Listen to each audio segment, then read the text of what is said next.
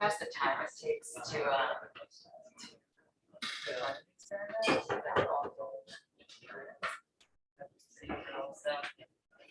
Don't leave the meeting. Right?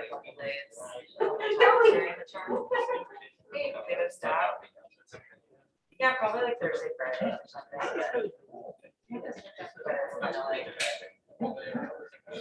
Yeah, that's it's a lot. But at least this time, yeah, and last time we went out.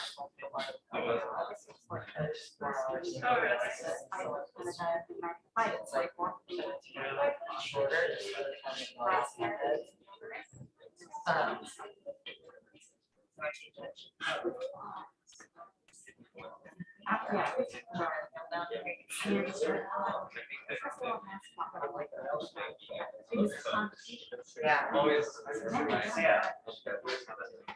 Yeah. When I spring,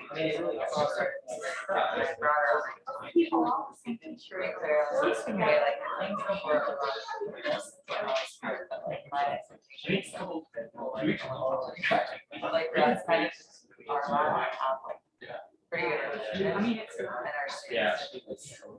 We only really so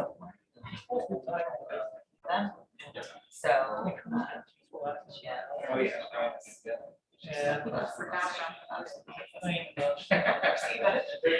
Yeah. Oh. We're meeting. She'll be around. How many people are on? No.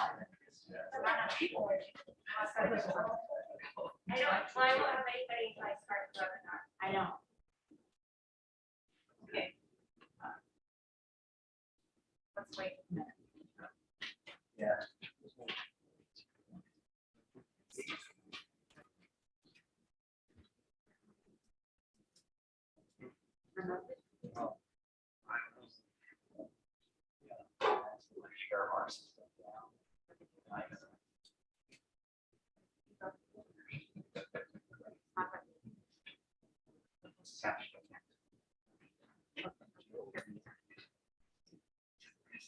No more.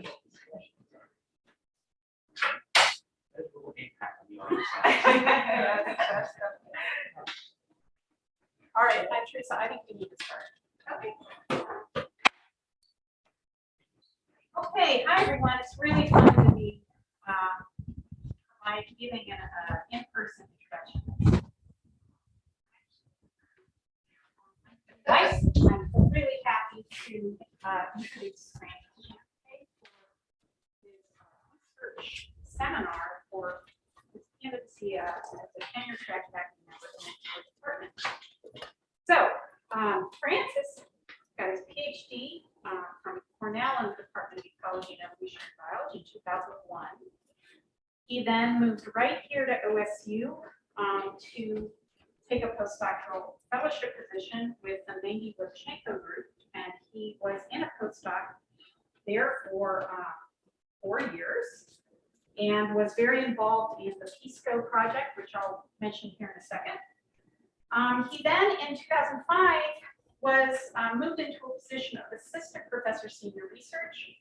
There's a non-tenure track position in our department that's focused on research. And in 2015, he was promoted to associate professor senior research. And then since 2020, he has assumed the directorship of the Cooperative Institute for Marine Ecosystem and Resources Studies, CIMMERS, which is largely located out of the coast, but obviously there's a lot of remote stuff there, so there's a lot of moving back and forth. So Francis is an ecosystems ecologist, and he has a specialty, obviously, in coastal and marine systems. And his specific area of expertise is in biogeochemistry.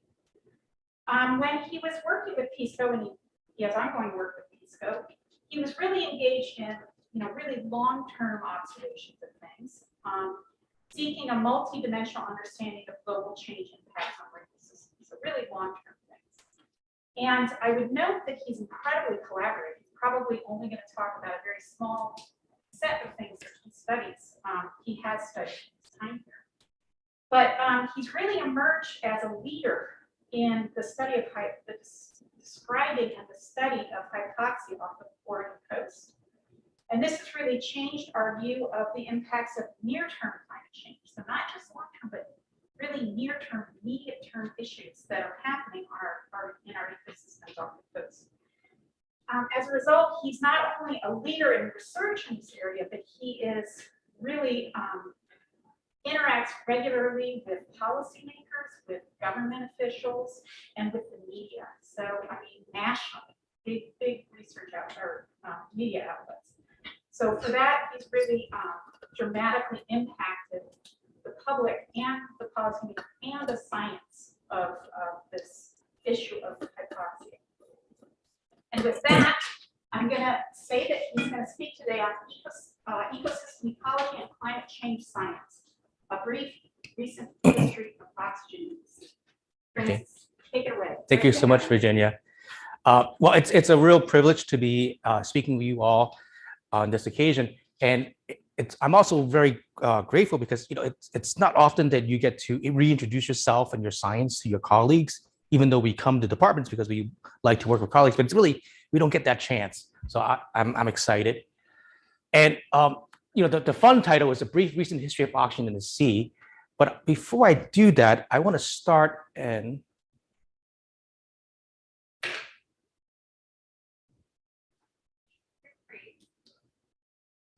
hey, look, it's frozen. Look down the slide.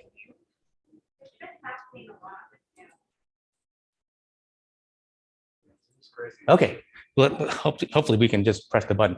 I want to take a step back, and when I want to look at this picture of the Finbos ecosystem in South Africa, and if Sally was here, I would say that when she looks at this picture, she's probably thinking about, well, what are the between 4 and 14 mechanisms of species coexistence is an operation here.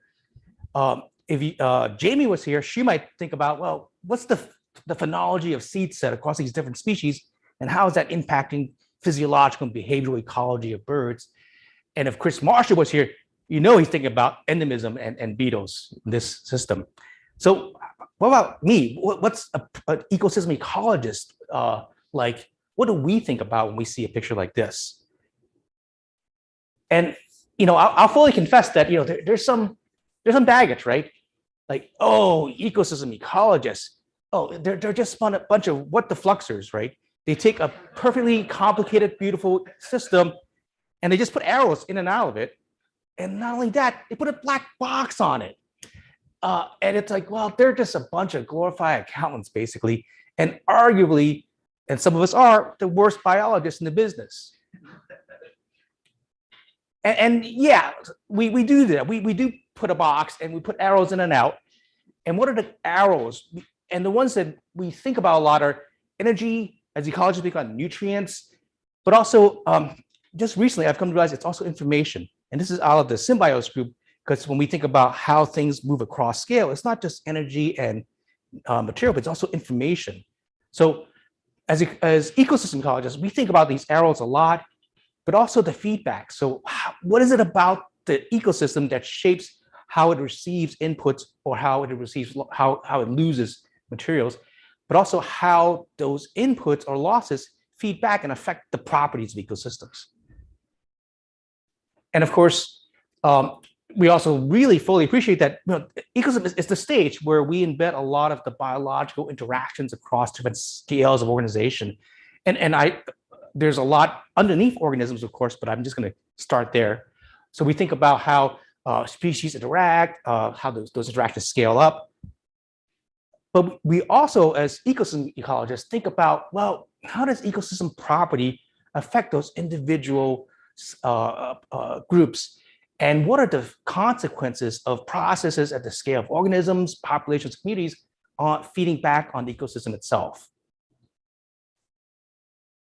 And of course, more and more, we think a lot about climate. And I would argue that climate is really one of the prime ecosystem is really one of the prime interface between climate and biotic change, because we know that climate can alter the flows of materials into systems, but also can alter the dynamics of systems and also all the interactions between them. And as ecosystem ecologists, we think about like, well, what is it about climate and ecosystem? Are certain properties of ecosystems like to amplify the effects of climate change? Might they dampen the effects of climate change to actually confer resilience? And for today, I will talk about a couple of different areas of research. One is to look at this linkage between climate change and ecosystem dynamics. A second area that I'll talk to you about is how climate change and ecosystem change have consequences at the organismal level. And I'll end by talking about how some of these processes scale up and down, and actually asking the question, is it how plausible is it that we can take what's happening at the organismal or suborganismal level and scale up to the scale of ecosystems, and maybe even think about the kinds of feedbacks that ecosystem changes might have on climate. Okay. And I'll start by basically, when I started at OSU, climate science was in a pretty different state, because when you were back in, this is AR2, the AR3, the third assessment of IPCC, when you ask, okay, what are the top three pathways for climate change to affect marine ecosystems? Then people would say, okay, sea level rise, absolutely. What's number two? Sea level rise, yeah. What's number three? Sea level rise. We had a pretty, and it's a character, but I think we had a pretty single-minded, single-axis view of what climate change would do for marine ecosystems. And of course, we were looking at things like El Nino. I mean, if I'm correct, the onslaught of the 97, 98 El Nino was really one of the impetus for starting the Peace Corps program. It's like, things are going to happen. You want to take advantage of this opportunity to understand how climate variability, these events, can serve as a proxy for long-term future climate change. That kind of temperature, that's 200 years out, but we can look at these climate variability events, so really just look into the future. It's kind of a time for time substitution in an odd way. But early when I was here, something happened. We found out that there were crab mortality events happening, and we asked, well, is this giving us insights into what climate-driven ecosystem change might look like? Just out of a playbook from the El Nino people, right? Hey, something weird's happening. Let's see if that's actually a way for us to study what future climate might hold. And in this instance, it was crab die-off off the Oregon coast. And with some research, we were able to link these mortality events to one problem. The smoking gun was that there wasn't enough oxygen. These are exceptionally low dissolved oxygen levels in 2002. And the black is some of the background long-term mean. So why was oxygen so low off the Oregon coast? These crabbers that are reporting mortalities, they've been on the water for decades. This is not normal. We don't see this. So something seemed to be different. And this was literally my first research cruise. We took the Alaka out, and I had been hearing horror stories about the Pacific Ocean. You are just puking your guts out. You're not going to get any science done. And we get out there, it looked like this. It was beautiful. It was glassy. I just couldn't believe it. And then as we were steaming to the station, I thought, I know why we have hypoxia, because it's crazy. It's like some freak weather that we must not see in Oregon, to have these a totally unwinded day. I'm not sure if you guys remember right around then there's this movie, The Perfect Storm, and I thought it's the perfect calm. I had that title in my head, but I was wrong, because after the state, and then when the winds picked up, oxygen stayed low. So, and the windiness and stratification had no influence on dissolved oxygen levels.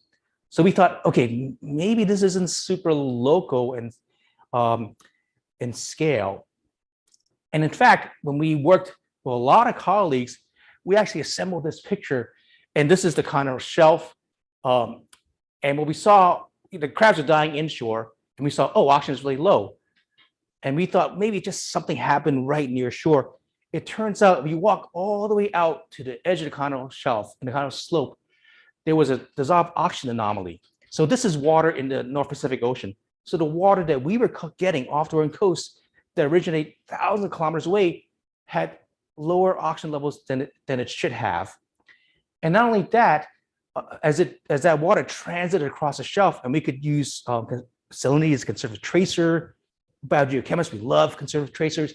It allowed us to then constrain what's the local processing term, and we could see that the shelf was actually robbing the water was coming of more oxygen, so it was accentuating this once in a lifetime event where, for some reason, the North Pacific was giving us lower than usual dissolved oxygen. So, at that point, it's like, okay, so this was something was wrong with the North Pacific Ocean that year, but I was lucky because climate variability gave us a way to proxy what future climate change was. Because around that time, there were some modeling studies that suggest that a warmer ocean will hold less oxygen, both based on physics and circulation. Because oxygen inventories in the ocean, they haven't changed. And so what I was seeing must be a one-off event, because I just could not conceive of changes in the oxygen inventory of the ocean. There's so much. Why would I measure it? Because there's no way that's going to change. Well, European colleagues started to compile historical data looking at the lower latitude ocean, and it turns out the ocean has been losing oxygen. So the white line is a hypoxia barrier, a hypoxia threshold, and you see that in the Atlantic and the lower latitude Pacific, the ocean has been losing oxygen, and that zone of low oxygen has been widening through time. And this was 2008, and this is really the year that I think where we understood as a scientific community the rise of ocean deoxygenation as a mode of climate change.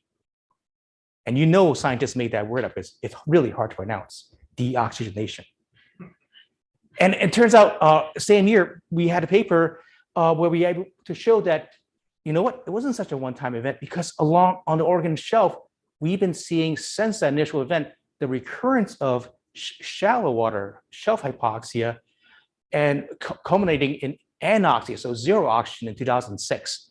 And this body work really helped to galvanize the understanding. When we think about climate change, we think about modes of impacts on marine ecosystems. In addition to sea level rise, we really need to be thinking about dissolved oxygen inventories. So we had this conceptual model, right, that there's a large-scale propagation and local amplification of a global biogeochemical signal. That's the phenomenon that we're observing. There was a nice write-up of our work in Nature, and they actually, thankfully, made a conceptual model for us, which is beautiful, right? We see that in the open ocean, the water that's below the mixed layer, it's losing oxygen, and that's what we call ocean deoxygenation. So this is going down.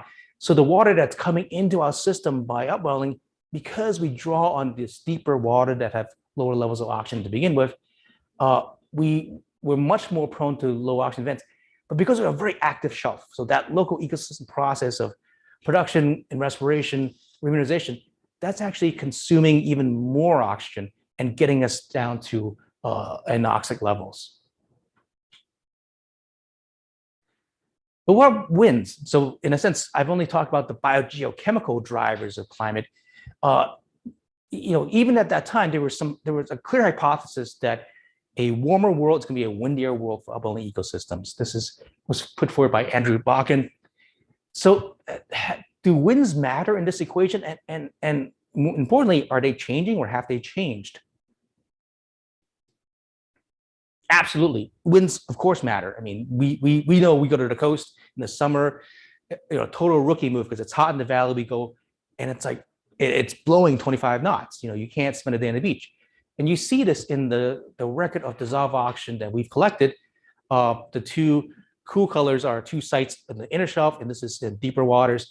But you see, whenever the winds blow from the north to the south, we have upwelling, which brings in lower oxygen water. So we know that winds is a driver of some of the higher frequency within season variability. But importantly, and this is work that's done by Kate Adams, we using a lot of data we're collecting together, we see that, in fact, wind-driven upwelling really organizes the seasonal evolution of hypoxia.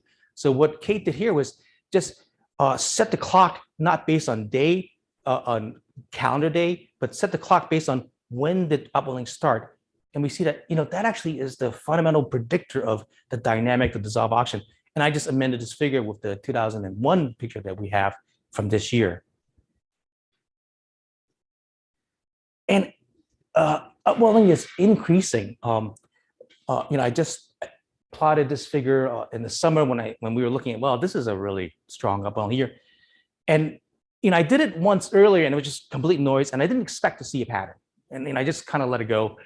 And I revisited that data and it turns out while we weren't looking, a pattern, the trend has emerged that we are significantly experiencing stronger upwelling wind stress, I think by about 40–50% than we used to in the 80s. So that's a lot of energy. So the units are Newton per square meter per day. So that's actual energy that we're putting in the ocean ecosystem. One question that I get asked a lot and things, how do you know it's actually changing? Maybe just part of some natural variability. And that background variability really overwhelms our ability to make attribution. And I'll walk you through this one exercise. And this is the time of emergence analysis. So climate scientists, we're really trying to understand, well, how long do we have to observe a system before it actually breaks away from the background variability of that system? And the way that the analysis is done is that you take a signal and you combine the variability, and that gives you some sense of the ability to detect. So how many years of observing do you have to undertake before you can detect that trend? Because ocean observance is expensive. It's a lot of work. And typically this is done with climate models. And it's easier to do because you can go back in time with zero climate forcing and then run it forward. But there's one drawback in that climate models, they have to deal with two kinds of uncertainty, two kinds of error. One kind, which they call unreducible, is just inherent error in the system, inherent noise in the system. The other one, which is reducible, is the model error. So they actually, there's error in the model that they need to work on. So they might not capture variability well. Well, we actually, by taking long-term observations, we actually know a lot about temporal variability. So we understand the dynamics of the system. And this is just one record from the mid-shelf site off the Oregon coast, where we see this is the seasonal evolution of hypoxia. And you can see that it went hypoxic in June for this year, and it stayed pretty much hypoxic for the rest of the season. And that's a pretty long time for, if you live down there, to hold your breath. And this time of emergence analysis, it's not fancy at all, right? It's definitely a signal to noise ratio thing. So that there's some variability, some trend in signal, and there's some time at which patterns emerge. Now for dissolved oxygen, what we can rely on, because I show you that low latitude tropical dissolved oxygen expansion, low oxygen zone expansion over time. So we have this interdecadal scale trend of oxygen loss in the ocean. So we can take that trend, which actually has pretty strong coherence across the Eastern Pacific, and then we can apply it to our actual observation of how the system varies. And what we see is that, well, it takes about 55 years before we emerge from background variability. And in a place like the mid-shelf, where there's lower interannual variability, it takes about 4 decades. And of course, it's not really just about the mean, right? And it's really about some of the extreme values that we may see. So what about the minimum dissolved oxygen, or the frequency of hypoxia events, or the frequency of suboxia events? And I do this by preserving the variant structure of our time series and then projecting out with the decreasing mean.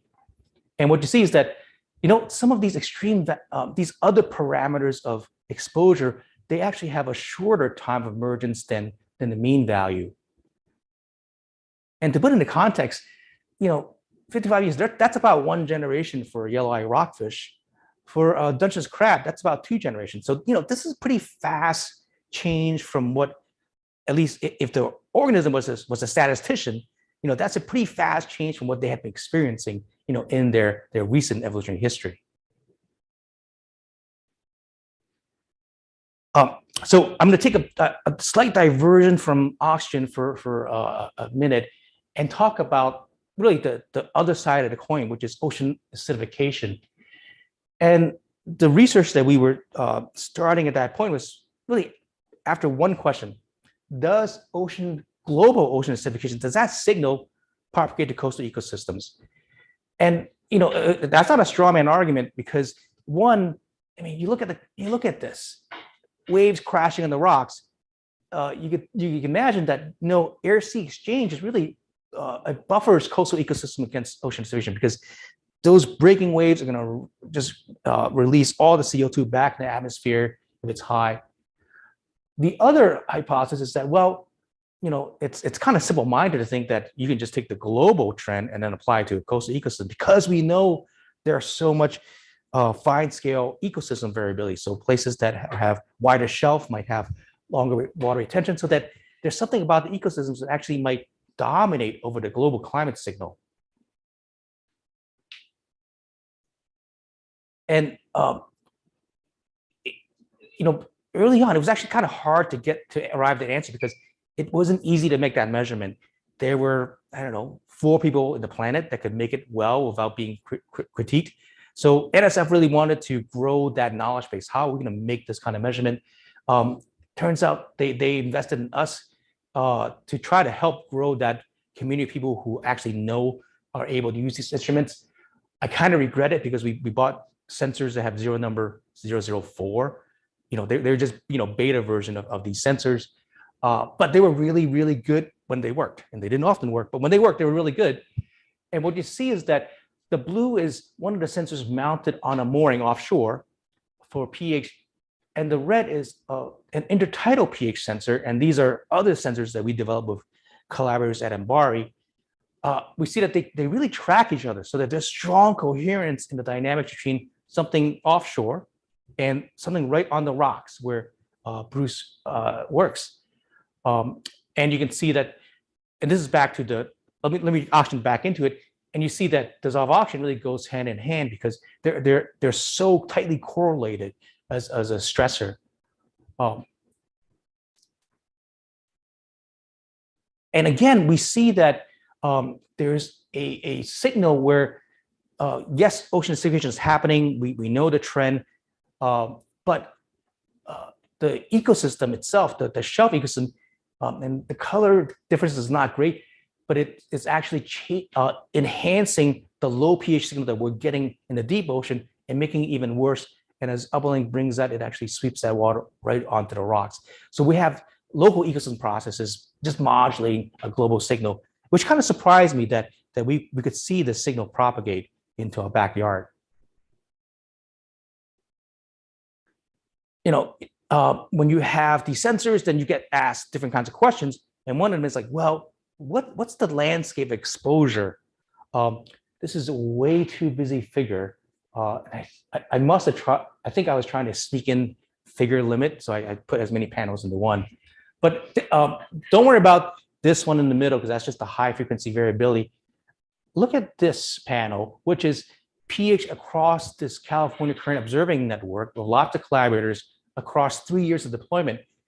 And what you see is that it's actually pretty persistent. So it seems that the exposure regime that organisms face, it's really locked in geography. And that's really important, because now you get to do experiments, right? Now you can go out there and say, well, this organism sees an exposure of this kind, and it saw exposure of that kind last year and the year before. And this is actually work that we did with a lot of other colleagues looking at mussels and other organisms, but it's also an approach that we're taking forward.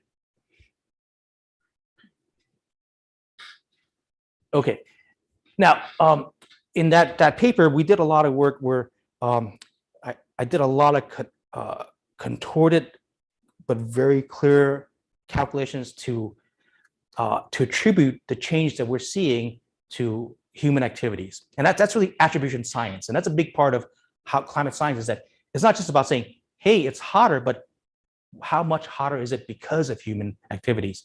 So I'll run you through another example of how we do attribution sciences. One, I can take that dissolved oxygen time series, and remember, I just told you that, oh, they're really tightly correlated. pH and dissolved oxygen. So I can take this observation of dissolved oxygen, which we know how to do pretty well. And we just have three qualifiers. If red field stoichiometry prevail, so we know something about the ratio of carbon being oxidized to oxygen being lost. So that stoichiometry is well constrained. If we know something about the respiration history of a body of water, and all that means is what's the temperature salinity, what did it hold when it was at the surface, when it was equilibrating, and what is it now? So we know something about biology took that much oxygen out of the water from physics. And if we know something about the carbon dioxide content of that water the last time that it was in the equilibrium to atmosphere, we should be able to reconstruct things like the partial pressure of CO2. So, and this is what I would, if I didn't have a fancy PCO2 sensor, this is what I would expect.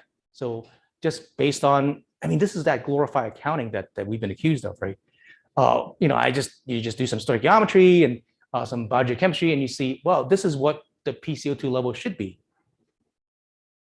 But luckily, I run a program. We're really good at putting really expensive stuff and throwing them into the ocean. And when they come back with data, it's like high fives. But we also see that, hey, the measured PCO2 doesn't look like what I had predicted. And to illustrate, I've just put the cumulative frequency distribution here. So pink is what I would predict based on stoichiometry. But red is what we actually observed. So we see that in actuality, we saw more extreme ranges, but higher distribution of the high CO2 values. And what I didn't tell you is that pink exercise, I used a pre-industrial atmosphere. I said it equilibrated with a pre-industrial atmosphere, so no human fingerprint. But what I did here was I actually used the 1980s atmosphere. And I used 1980s because the water that we get coming off in the Oregon coast during the summer, it started coming at us about 4 decades ago from the other side of the Pacific Ocean. So it's vintage 1980. And when I do that, when I use that 1980s atmosphere, I can pretty well reproduce the distribution of exposure that we saw. And of course, you can run the game forward because there's water forming right now that's coming at us. So I use a present day atmosphere. This is the distribution that we will get. And this is, we're already locked and loaded. That's already coming at us. That's unavoidable. So what's ahead?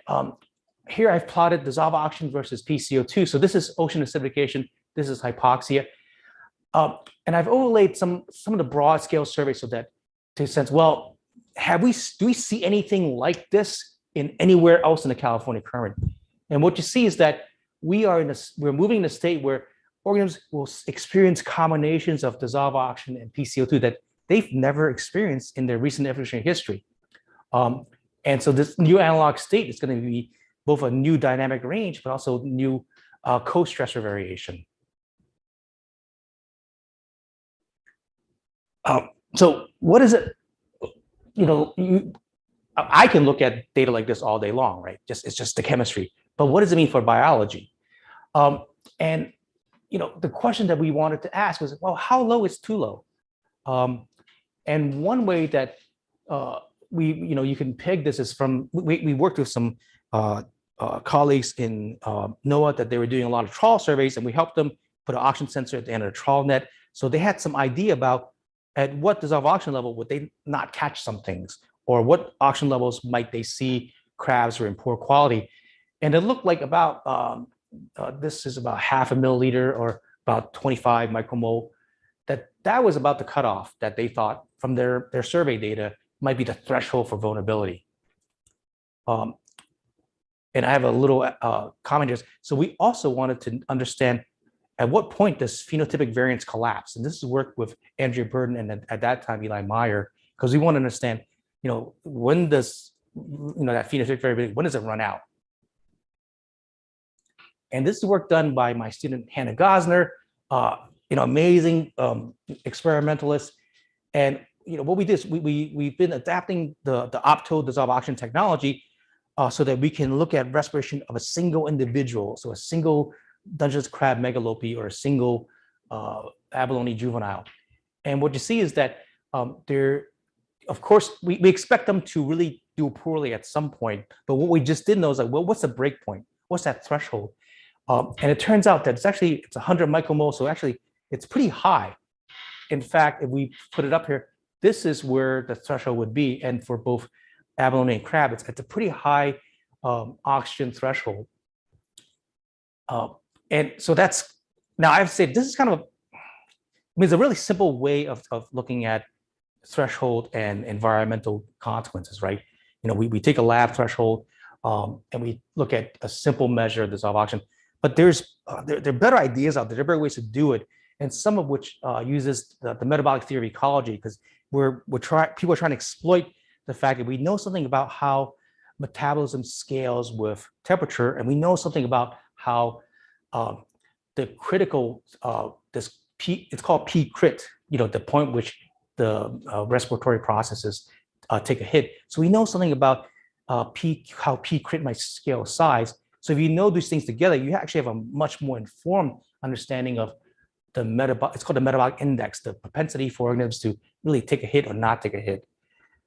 And it's good science because I can take a student and say, okay, let's do this, because we don't actually know the temperature response of crab. I thought we did, but there's an Arrhenius equation, but we don't know the coefficient. So Josh Haviland, a short student, did it in COVID summer, and he did. It was a hard internship to do because we were remote, but also because he was getting data that didn't make any sense. Because crabs that were in hot water were having lower rate than crabs in cold water. And what we found out was that there's a huge carryover effect. So he actually knows that the temperature where you held the crab in before you subjected a change in temperature, that was a huge determinant of the respiration rate. So if you're going to model temperature dependence of metabolism, you actually have to build in that lag factor. It seemed like a terrible science experience, and then it was an awesome science experience because we found something out, which is, of course, what you want to teach your students. Maybe not the terrible part. And some other work that I've been doing with others, and this is a project where Bruce and Sally were also PIs. We're looking at calcification in coralline algae, and Annalise Hedinger was a postdoc in our group, and she was amazing. She built this facility, this mesocosm facility, where we use mass flow controllers, CO2 absorbers to actually make our own, basically, ocean time machine. You can dial in, let's go to 1757 CO2 levels, or you can do 2087 PCO2 levels. A lot of engineering to make this happen. And then as it came time to do experiment, I said, well, Annalise, what do you want to do? We could do a lot of trials of coralline algae and their sensitivity to OA, but I knew that there were probably 3 or 4 other groups that do the exact same thing. And I also knew, a very good colleague of ours that she was waiting for that data to update her next meta-analysis. So I was like, do you want to do that to be Christy Croker's next data point in meta-analysis? Let's do something different. And what we settled on is like, well, have we been doing OA experiments incorrectly? We asked this because when you look at the dissolved oxygen or the pH trace, the time series, they fluctuate dramatically. And what we tend to do in the field is like, well, we take the mean projected IPCC, 2100 scenario for, surface ocean PCO2, and we use that as the future treatment. But that doesn't look anything like what the system looks like. And we have lots of data to tell you that that's nothing like what the system looks like. So what she did was that she looked at both the mean exposure, so low, so kind of pre-industrial today, and then looking in the future.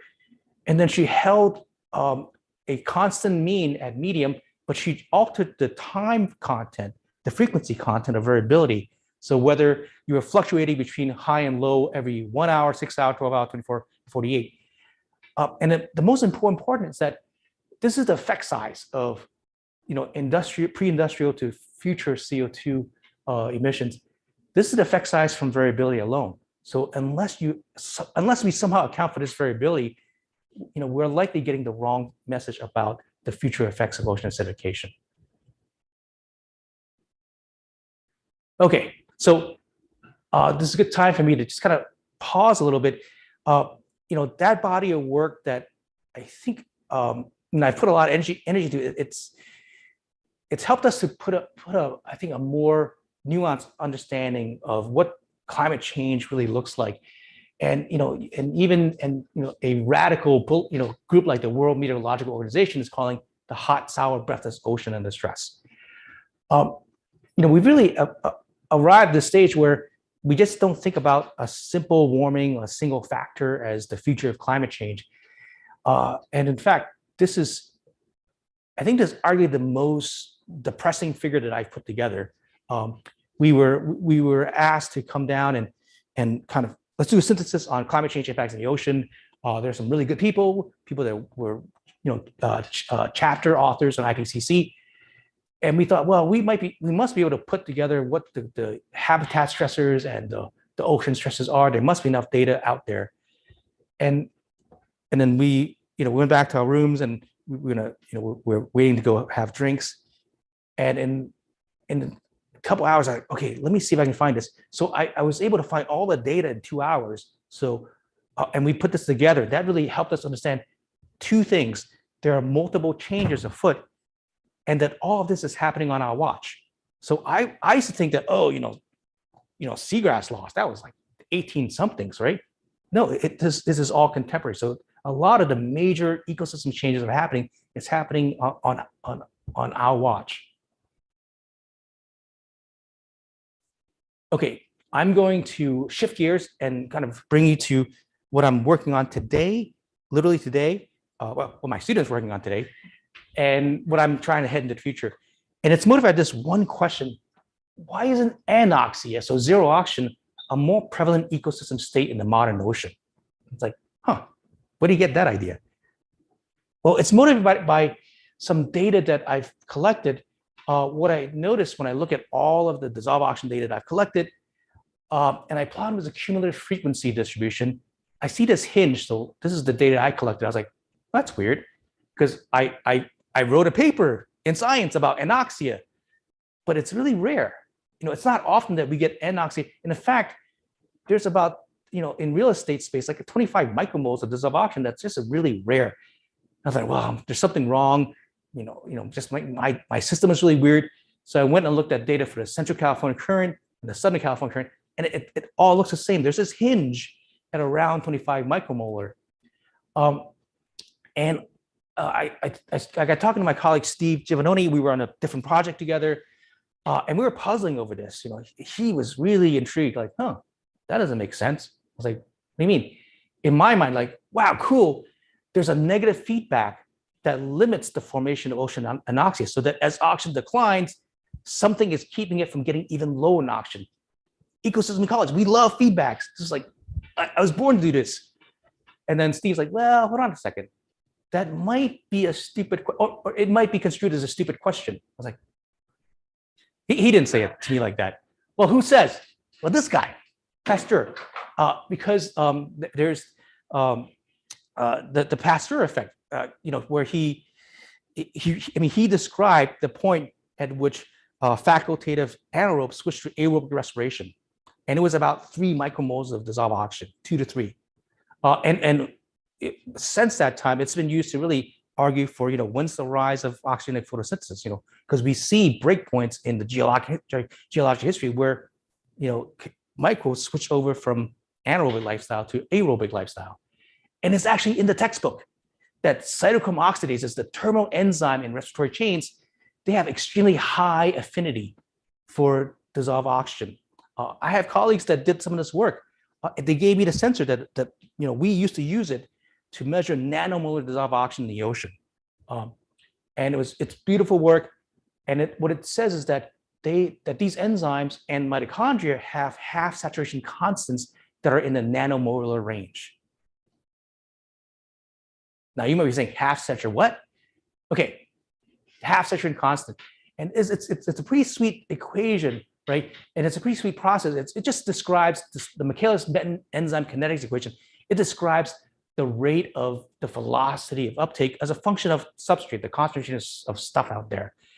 And the way that we think about this is that, well, what's the concentration of substrate that is half the maximum rate? And we call that Km, the half saturation constant. Now, the dogma is that respiration rate has exceedingly low Km for dissolved oxygen. And this is what a low Km would look like. And that, in fact, if it was true to scale, I couldn't plot a nanomolar concentration because it'll be squeezed up against this origin. So we have some headwinds, why this, this purported negative feedback idea might survive. But Steve, he really got thinking. He said, well, terminal oxidase, like that's the stuff at the end, right? What about all the other processes upstream? What are all the oxidases upstream in catabolism? So the second piece of observation that we use to build our case is that he said, he's doing some work, and there are these enzymes, monooxygenases. They're super abundant, especially in the deep ocean. So, and up to 4% of the genes of the genome of these microbes are making these monooxygenases. And they argue that actually it's one of the mechanisms by which they're accessing relatively recalcitrant carbon. And the thing to think about carbon in the ocean is that it's not like cupcakes are floating around out there. It's mostly mulch, not a lot of very digestible stuff. And so you need that enzyme that can, break down that mulch. And the second observation is that, I just wanted to do an experiment one day, and I said, well, let's see whether respiration is carbon limited off our coast. And that was kind of a dumb experiment because we are one of the most productive ocean biomes. If there's a place where microbes would not be carbon limited, it's this place, because it's, you can't see the instrument that we lower, past a couple of meters. A simple experiment, control add glucose C6, every time their respiration goes through the roof. So all the microbes on the shelf are actually highly carbon starved. So they're likely, if they're going to make a living, they need to somehow access all the other carbon that's not the cupcakes in the ocean to make a living. So we developed this, what we call the hypoxia barrier hypothesis. And it states that the oxidation of organic matter is limited by low dissolved oxygen affinity of oxygenases.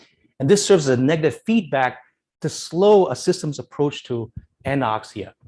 And this hypothesis has a number of predictions that we spelled out. One is that, well, the cytochromes and these upstream oxygenases differ in their Km for oxygen, and that microbes growing on labile carbon will have respiratory Kms of cytochromes, but exhibit elevated Kms if you grow them on recalcitrant carbon. So if you put them in a lab and they're happy eating sugar, their Km will be different than if they were eating something that, like lignin. Third is that microbial communities on epoxic zones should actually be oxygen limited. And fourth is that, well, we should circle back and we should see an observation that anoxia is actually a rarity in the modern ocean. And we just published this earlier this year.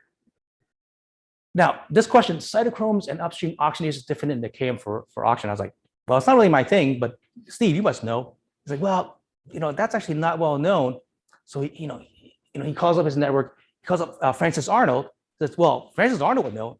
And she said, no, people don't really think about the kinetics of these things, even though she's a functional entomologist. So Steve, knowing the literature a bit, he compiled a table. I think at that time we had like 6 or 8 numbers, and they all pointed to non-nanomolar Kms for organisms, enzymes that were attacking, complex carbon. And then I had this complete OCD moment. I just finished a huge proposal, and I couldn't let it go because I hated that. If you know me, as a scientist, I hate middle number systems. I hate it. So I wanted to make it a large number system problem. And I was like, I need to dive into the enzyme literature. So I kind of went nuts. And 1,000 enzyme kinetic numbers later, this is the distribution we got. So the brick color, these are the cytochromes, the terminal oxidases. These are all the other oxygenases. And they range from stuff from microbes to human. So really spans the tree of life, that are all these other mono and dioxygenases that are involved in oxidizing compounds. And we see that there's orders of magnitude difference in their median Kms. So there's something fundamentally different about the upstream process and the terminal process. What about the microbes themselves? Because this is just enzymes. These are, isolated enzymes. What about whole organisms? So I'm going to go up in scale. A little less data. I think this is more like, few hundred, but we see the pattern mirrored. So that in whole cells, in fact, you could take an organism, you grow them on glucose, boom, they have very, very, very high affinity for dissolved oxygen. You grow them on something else, boom, they have very low affinity for dissolved oxygen. And third, what about microbial communities in hypoxia zones? Hypoxia zones, they should be oxygen limited. We started with one experiment. So Steve and I, we kind of hijacked one of the NSF vessel. They let us on to put on a mooring cruise, but we found out that they weren't doing anything at night for another 12 hours. And we took it 65 miles out, get there and we'll sample the North Pacific oxygen minimum zone. So we took water from that zone and we just did a simple experiment. We added oxygen to it to see if the rate of respiration would increase. But then we also, a little OCD is like, well, other people must have done that. And it turns out only a few people have done this, but not thinking about this at all. These are just mostly experiments that, because it's so easy to contaminate oxygen, their starting oxygen values were always a little higher. So these are accidental experiments that they don't know that they did. I compiled this data, and you see that it's the KM is really in the nano, in the micromolar range. Remember, this guy says your KM should be back over here. So now we have some evidence at the scale of enzymes, at the scale of cell in the laboratory, but also at the scale of communities in situ. What about the ocean requirement? Is the rarity of anoxia actually a global phenomenon? And to do this, we entrained another colleague, Curtis Deutsch. We've been working with him on a number of projects over the years. And Curtis, he's one of the premier ocean climate scientists in the world. And we thought, okay, he'll get it, because if we talk to other people, they're like, you guys are high. That can't be. And so he looked at the ocean data that he works with, and he made this plot for us. Like, there's a pileup. So this is volumes of water with different dissolved oxygen concentrations in the ocean. And you see that in the Eastern Tropical Pacific, there's more and more deep water that has less and less oxygen, but then it piles up. There's very, very small volumes of water that actually go anoxic, even though it approaches it, but it doesn't cross over the threshold. It's kind of a terrible life table where things just stop. And you see that in the California current, although the threshold's a little way. In the Eastern Tropical Atlantic, it's even farther away, that pileup. But the global ocean, there's this volume of anoxic water that's missing. So one of the fun things that's been going on is that my student Sarah has taken on this idea of like, how do we test this hypothesis? And this is Sarah with undergrad Claire, and they would go out and get lots of water. They take it in the lab, put it under light, add some nutrients, make a bloom, and then put it in carboys, where again, it's kind of ghetto time machine, because we have mass flow controllers that are dialing in gases so that we can change oxygen and CO2 levels. And it's beautiful. You can really maintain treatment, so we can keep things at a high level of dissolved oxygen, or keep them at a low level of dissolved oxygen and then ramp it back up. And this is what she's found. So in 2 experiments, this was last summer and this summer. Now, because the difference was still, we had 10 micromolar dissolved oxygen, in the scheme of things, that shouldn't matter, because that's all the way on the side of the kinetic curve where it's saturated, according to Pasteur. There should be no effect that these 2 treatments, in terms of the amount of oxygen that they consume over the course of the experiment, they should be the same. There's no reason that we have right now, based on current understanding, why they should differ. This is what she found in 2020. She redid the experiment, it ended 2 weeks ago. And the difference is that she actually put stirrer bars, because it's possible that because of anoxic microzones that form, you could be getting anoxia in the hypoxic treatment. But she put stir bars in, and we get the same answer. So who are you going to trust, this guy or her? So what does it mean, and what's next? Well, I think we've overlooked what appears to be a fundamental constraint of metabolism that links enzyme level kinetics to ecosystem dynamics. And I think for us, it's really to try to think about what are the other multiple lines of evidence that we should be pursuing to test hypoxia barrier hypothesis. Because right now, if we're wrong, we need to invoke something else. Because if we're wrong, we need to understand why all of those lines of evidence that we collected is. But it's going to take work because it's hard to overturn dogma. The second is that and this is why we can train our colleague Curtis, is that Earth system models, we trust them, right? Because we see them in the IPCC reports. They're giving us the right answer, but we and he are worried that the models might be getting things right, but for the wrong reasons. So one next step, and we started talking about, it's like, let's evaluate the true effects of having real kinetics, because he's like, we kind of buried that oxygen process in these subroutines. I don't think anyone's ever looked at it in a long time. We just want to make sure that our climate models aren't based on a bunch of fudge factors that made it fit the data versus having a mechanistic understanding. But there's really the why question. Why should enzyme affinities differ so much? And I have to say, this is like a hypothesis-rich terrain. And they kind of, and some of these are slightly overlapping. One could be phylogenetic history, is that maybe these enzymes arose at a time in Earth history when oxygen levels were quite high, and they've just carried on that baggage of having very high affinity, very low affinity for dissolved oxygen. And we've seen some things like that, because some of the enzymes that require trace metals that are exceptionally rare in a modern oxic ocean, it's like, why would you use that? And we think that that's a legacy of when those enzyme systems arose. Maybe it's stoichiometric that because organic compounds are in macromolar concentration, maybe there's some reason for macromolar to macromolar coordination in the kinetics. It could be that this is as good as it gets. This is maximum affinity, because we don't think like Robisco, that's going to get better and better, right? We think that that's about it. The most prevalent enzyme on Earth, that's as good as it's going to get. Maybe there's some trade-offs in versus whether you have a high affinity versus high maximum rate. And this is an idea that actually came from one of our reviewers. Like, maybe it's actually to minimize competition with terminal oxidases, because it's hard to regulate cellular processes when every single enzyme in your system is equally competing for the electron acceptor that is most important for generating energy when you need it. And lastly, maybe it's required for environmental sensing. You probably didn't pay attention to the KMs for some of the cells and enzymes. They go beyond saturation. What they mean is that they are linear out to actually unrealistic concentration. And but we also know from work that you want a low affinity enzyme because it allows you to sense the environment. Because if you have a very high affinity enzyme, it's like saturated. There's no there's no signal if everything's pressed up against the corner.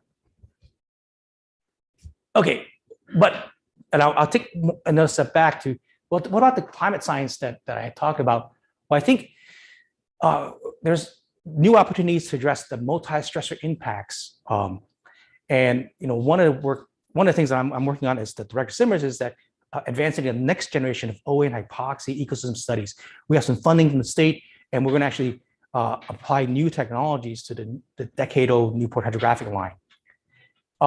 We're going to try to integrate multi-stressor observation model experiments, and I just submitted the LOI for $4 million this Monday. Yeah, where we're putting a team together from OSU, UW, UConn, and NOAA to really go after that question.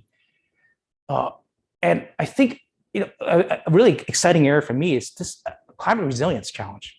We're really good at describing problems. Like, what about describing some of the solutions? And this is the science adaptive capacity. Felipe, Bruce are here. They're really thinking about how I'm going to crack this nut. What is the interaction between physiology, evolution, ecosystem, and how does that structure the biotic response to climate change? And I already told you about some of the spatial variability, because apparently, if you know something about the patch of size of an environment and the length scale dispersal and the length scale local adaptation, that might tell you something about what's the mechanism that underlies adaptive capacity. On a more practical level, I'm actually also looking at some work on climate readying fisheries. So one is, how if a fisherman is working in a hypoxic zone, how long can they fish? What's the threshold that we can give them?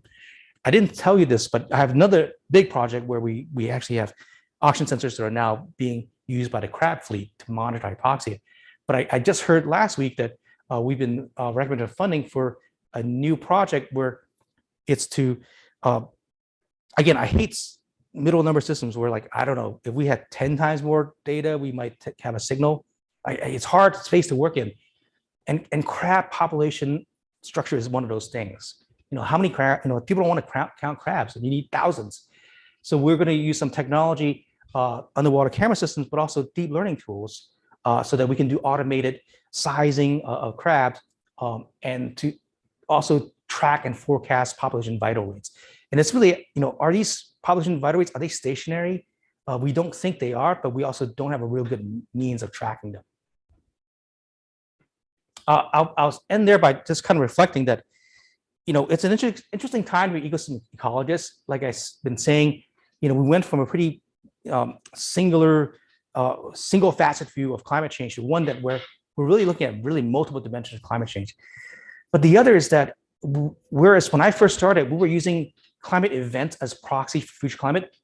Now we're studying future climate because marine heat wave, because of the attribution science, we know that the marine heat wave we're experiencing is a product of climate change. So we're no longer using, idiosyncratic events to project into the future. We're just studying it, and we have to do it fast. I'll stop there. With a project like this, there's a lot of people involved, and I know I've missed people. My apologies, but there's lots of collaborators out there that I'm very thankful for. I'll stop there.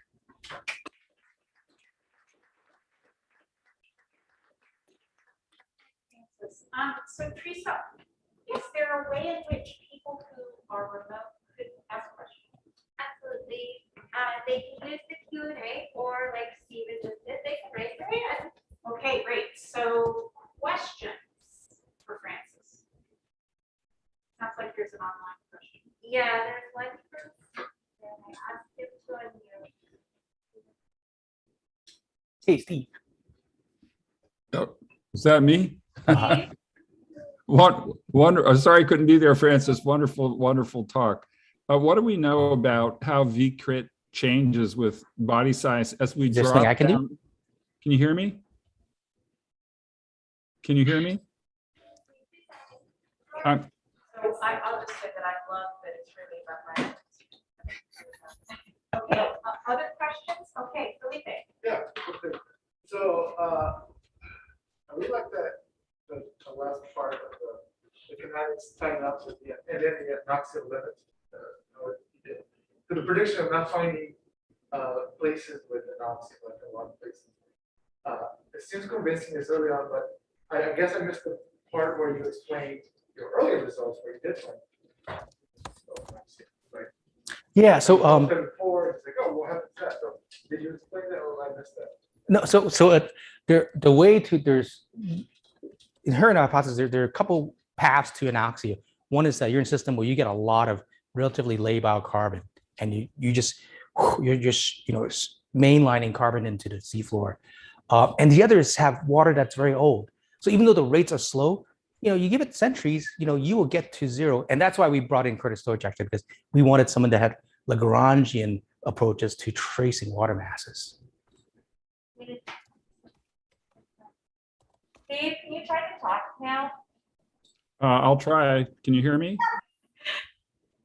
Yes. Can you hear me? Yes, we can hear you. Oh, good.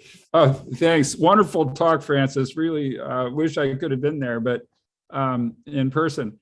What do we know and what about how P-crit changes as we drop down in body size from, these big I think of them as big grazers, big metazoan grazers, to smaller and smaller grazers, which is, can get down to the micron size? Yeah, there's actually, I think in Curtis's science paper, I think he only had seven taxa where there was a size-dependent P-crit signal.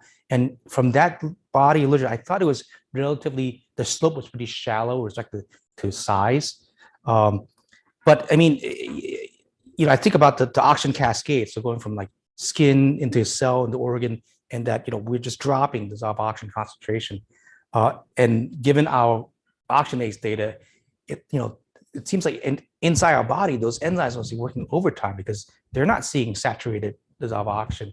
I'm not answering your question, Steve, but I'm trying to think about the scaling, whether 2 millimeters is that different than 2 meters in terms of that oxygen cascade. But maybe we should let's do that together. I think it's another research project. Right on. Thank you. Thank you. Okay, other questions on, from remote or from the room? Yeah. Great talk, Francis. Hey. I have a question about the distribution of dissolved oxygen that you showed globally. Mhm. And I was wondering, is the tropical distribution of dissolved oxygen so much lower because those aren't upwelling dominated systems, or does it have anything to do with upwelling? Why is it so much lower in the tropics than in the so it's zones? equatorial upwelling. So those are upwelling systems, and those are also some of the older shallow water masses that we have because they're upwelling. So the way to get to low is age, and the way to get to old water is either go really deep or go to places that are upwelling that's bringing the water to us.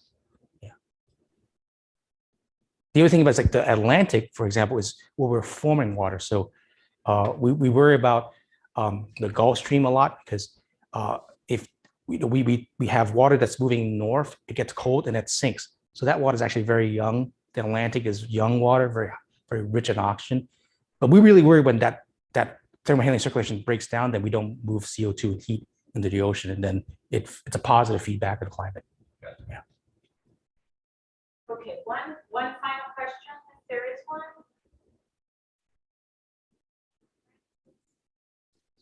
All right, well, thank you so much, Hey. Francis. Thank you all.